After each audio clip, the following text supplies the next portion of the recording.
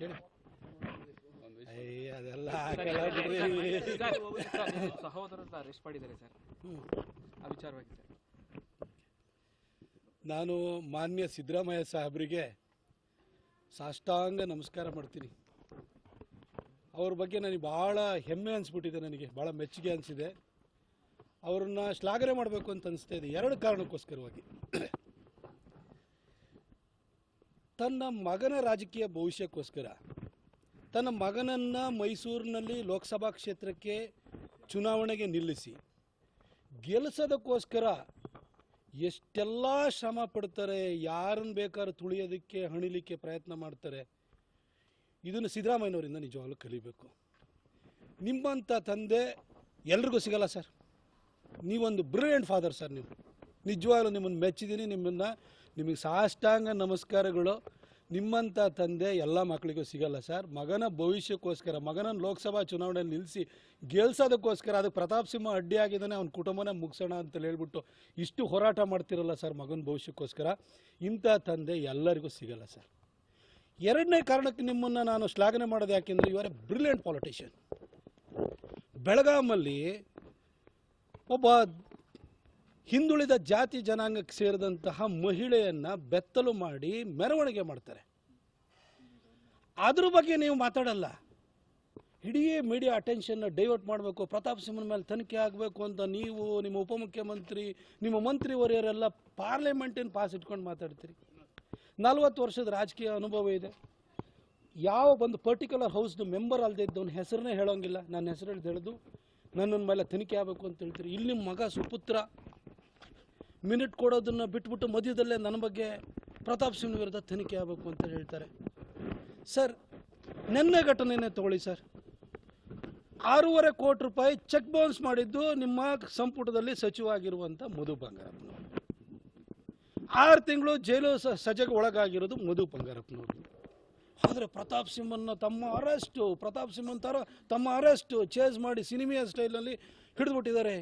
ಸುದ್ದಿ ಇದು ಬರುತ್ತೆ ಸರ್. ನಿಜವಾಗ್ಲೂ ನೀವು ಒಂದು ಬ್ರಿಲಿಯಂಟ್ ಪಾಲಿಟಿಷಿಯನ್ನು. ನಾನು ನಿಮ್ಮನ್ನು ಇಷ್ಟೇ ಕೇಳೋದು ಸರ್. 16ನೇ ತಾರೀಕು ಈ ತಿಂಗಳ 16ನೇ ತಾರೀಕು ಬೇಲೂರು ಹತ್ರ, ಬೇಲೂರು ತಾಲೂಕಿಗೆ ಸೇರಿದಂಥ ಯಾವ್ದೋ ಜಮೀನಲ್ಲಿ, ಜಯಮ್ಮ ಅನ್ನೋರ ಜಮೀನಿನಲ್ಲಿ ಮರವನ್ನು ಕಡ್ದಿದ್ದಾರೆ ಅಂತ ಹೇಳಿ FIR ಆಗುತ್ತೆ. ಅದರಲ್ಲಿ ರಾಕೇಶ್ ಶೆಟ್ಟಿ ಮತ್ತು ಜಯಮ್ಮ ಅನ್ನೋರ ಮೇಲೆ FIR ಆಗುತ್ತೆ. ಅಬ್ಸ್ಕ್ಯಾಂಡ್ ಆಗ್ತಾರೆ. ಇನ್ನೊಬ್ಬ ರವಿಯನ್ನು ಮರಕ್ಕೆ ತಗೊಂಡೋಗಿದ್ದಾನೆ ಅಂತೇಳಿ ಅವನು ಅಬ್ಸ್ಕ್ಯಾಂಡ್ ಆಗ್ತಾನೆ. ಇವತ್ತವರೆಗೂ ನಿಮ್ಗೆ ಹಿಡಿಯೋಕ್ಕಾಗಿಲ್ಲ. ಅವನು ಮರನೆಲ್ಲ ತಗೊಂಡೋಗಿ ಹಾಸನಲ್ಲಿ ನಿಮ್ಮ ಫಾರೆಸ್ಟ್ ಡಿಪೋದಲ್ಲಿ ಇಡ್ತೀರಿ. 24ನೇ ತಾರೀಕು ನಾನು ಮೈಸೂರಿಗೆ ಬಂದು ಹನುಮಾನ್ ಜಯಂತಿ ಸಂದರ್ಭದಲ್ಲಿ ನಾನು ಹೇಳಿಕೆ ಕೊಡ್ತೀನಿ. ಇದಾಗಿ 2 ಗಂಟೆಯಲ್ಲಿ ನಿಮ್ಮ ಕಾಂಗ್ರೆಸ್ ಸೋಷಿಯಲ್ ಮೀಡಿಯಾದಲ್ಲಿ, ಫೇಸ್ಬುಕ್ನಲ್ಲಿ ಪ್ರತಾಪ್ ಸಿಂಹನ ತಮ್ಮ ಮರಗಳತನ ಮಾಡಿದ್ದಾನೆ ಅಂತ ನೀವು ಪೋಸ್ಟ್ ಹಾಕ್ತೀರಿ. ಯಾರಿಗೂ ಗೊತ್ತಿಲ್ಲ. ನಿಮ್ಮ ಕಾಂಗ್ರೆಸ್ ಸೋಷಿಯಲ್ ಮೀಡಿಯಾದಲ್ಲಿ ಪೋಸ್ಟ್ ಬರುತ್ತೆ. FIR ಇರೋದು ಜಯಮನ್ ಮೇಲೆ, ರಾಕೇಶ್ ಶೆಟ್ಟಿ ಮೇಲೆ, ಇನ್ನೊಬ್ಬ ರವಿ ಅಂತ ಇನ್ನೂ ಅವನು ಅಬ್ಸ್ಕ್ಯಾಂಡ್ ಆಗಿರೋನು. ಪ್ರತಾಪ್ ಸಿಂಹನ ಸಹೋದರನಿಗೂ ಈ FIRಗೂ ಏನು ಸಂಬಂಧ ಇದೆ? ಆಯಿತು, ಅದಕ್ಕೂ ನಾನು ಸ್ಪಷ್ಟನೆ ಕೊಟ್ಟಾದ ಮೇಲೆ 30ನೇ ತಾರೀಕು ಮಧು ಬಂಗಾರಪ್ಪನವ್ರ ಘಟನೆ ನಡೀತದೆ. ನನ್ನ ತಮ್ಮನ ಹೋಗಿ ನೀವು ಚೇಸ್ ಮಾಡಿ ಹಿಡಿಯೋಕೆ ಅಂತ ಹೋಗ್ತೀರಿ. ಏನು ನನ್ನ ತಮ್ಮ ತಲೆ ಮರೆಸ್ಕೊಂಡಿದ್ನ? 2 ದಿನ ಮೊದಲೇ ಹೋಗಿ ಫಾರೆಸ್ಟ್ ಡಿಪಾರ್ಟ್ಮೆಂಟಲ್ಲಿ ಕೇಳಿದಾಗ ಹೇಳಿಕೆ ಕೊಟ್ಟು ಬಂದಿದ್ದಾನೆ. ನಿಮ್ಮ FIRಲ್ಲಿ ಅವನ ಹೆಸರಿದೆಯಾ? ಅವನ ಆರೋಪಿನ? ಹಾಗಾಗಿ ಅವನು ತಲೆ ಮರೆಸ್ಕೊಂಡಿದ್ದಾನೆ. ಮೊಬೈಲ್ ಆನ್ ಮಾಡ್ಕೊಂಡೇ ಇದ್ದಾನೆ. ಆ ಮೊಬೈಲ್ನ ಟ್ರ್ಯಾಕ್ ಮಾಡ್ಕೊಂಡಲ್ವ ನೀವು ಬೆಂಗಳೂರಿಗೆ ಹೋಗಿದ್ದು? ತಲೆ ಮರೆಸ್ಕೊಂಡಿರೋ ಮೊಬೈಲ್ನ ಆಫ್ ಮಾಡ್ಕೊಂಡು ಹೋಗ್ತಾರೆ ಸರ್. ಯಾಕೆ ಈ ರೀತಿ ದಾರಿ ತಪ್ಪಿಸುವಂಥ ಕೆಲಸ ಮಾಡ್ತೀರಿ? ನಾನು ನಿಮಗಿಷ್ಟೇ ಹೇಳೋದು ಸರ್.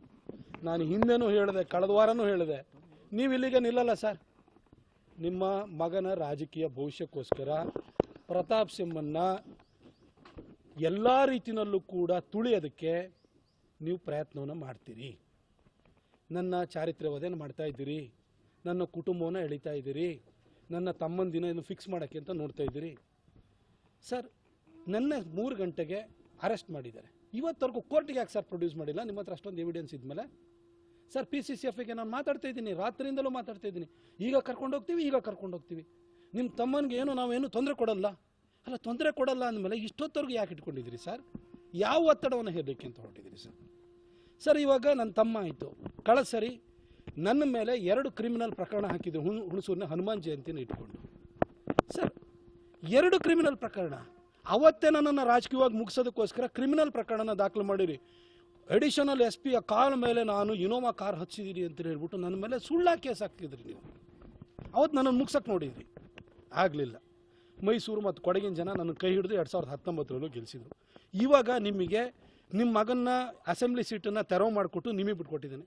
ಈಗ ನಿಮ್ಮ ಮಗನ್ನ ರಿಹ್ಯಾಬಿಲಿಟೇಟ್ ಮಾಡಬೇಕು ಸರ್. ನಿಮ್ಮ ಮಗನ ಭವಿಷ್ಯಕ್ಕೋಸ್ಕರ ನನ್ನ ಕುಟುಂಬನೂ ಕೂಡ ನೀವು ಮುಗ್ಸಕ್ಕೆ ಹೊರಟಿದ್ದೀರಿ ಸರ್.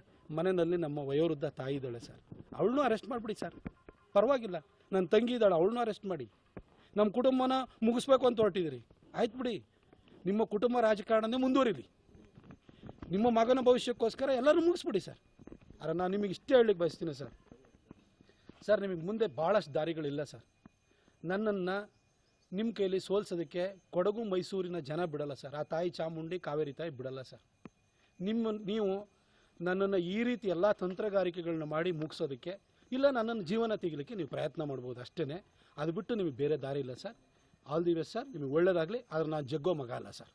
Thank you sir. ಅಲ್ಲಿ ಈಶ್ವರ್ ಖಂಡ್ರೆ ಹೇಳ್ತಾರೆ ಸರ್. ಬರೋ ಪುನಿ ಹಿಂದೆ ಬಾ, ಸಾಕು ಸರ್. ಹಿಂದೆ ಬಾ ಪುನಿ.